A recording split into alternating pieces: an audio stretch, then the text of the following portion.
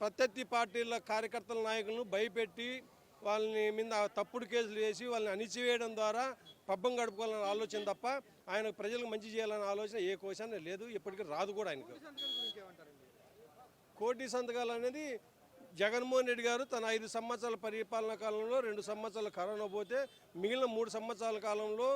భారతదేశ చరిత్రలో ఏ రాష్ట్రంలో ఎక్కడ లేని విధంగా ఆంధ్ర రాష్ట్రంలో ఒక్కసారిగా 17 మెడికల్ కాలేజీలను కేంద్ర ప్రభుత్వం ద్వారా మంజూరు చేయించి ఒకేసారి అన్నీ కూడా శంకుస్థాపన చేసి అందులో 5 కాలేజీలను అందుబాటులోకి తీసుకురావడము, మరో 2 కాలేజీలు పూర్తి చేయడం జరిగింది. మిగతా 10 కాలేజీలు కూడా